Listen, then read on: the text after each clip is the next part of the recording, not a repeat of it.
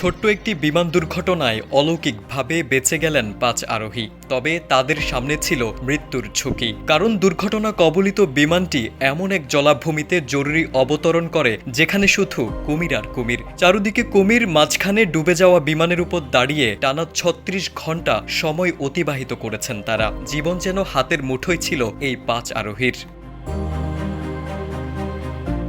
পরে স্থানীয় জেলেদের কাছ থেকে খবর পেয়ে একটি হেলিকপ্টার পাঠিয়ে ৫ আরোহীকে উদ্ধার করা হয়। শুক্রবার ঘটনাটি ঘটে বলিভিয়ার আমাজোনা অঞ্চলে। দুর্ঘটনা কবলিত এক নারী জানান, ৩ নারী, এক শিশু এবং তার ছেলেসহ মোট ৫ জন ছিলেন। তারা সবাই সুস্থ আছেন এবং ইতিমধ্যে চিকিৎসা নিচ্ছেন।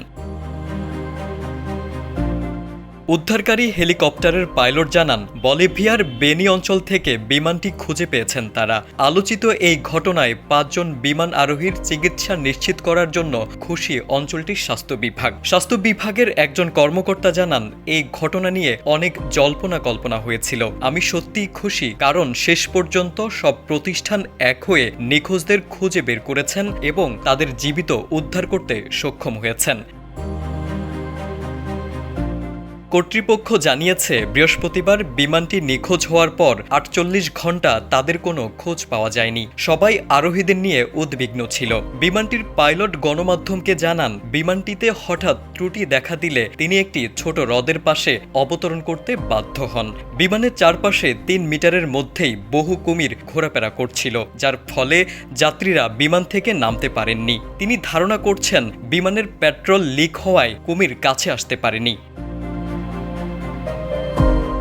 উদ্ধারের অপেক্ষায় থাকাকালীন যাত্রীরা আটা খেয়ে বেঁচেছিলেন। জলপানের ব্যবস্থা না থাকায় এবং চারপাশে কুমিরের কারণে তারা কোনো দিকেই যেতে পারেননি। চারদিকে কুমির, মাঝখানে ডুবে যাওয়া বিমানের উপর দাঁড়িয়ে টানা ৩৬ ঘন্টা ৫ আরোহীর বেঁচে ফেরা সত্যিই অলৌকিক।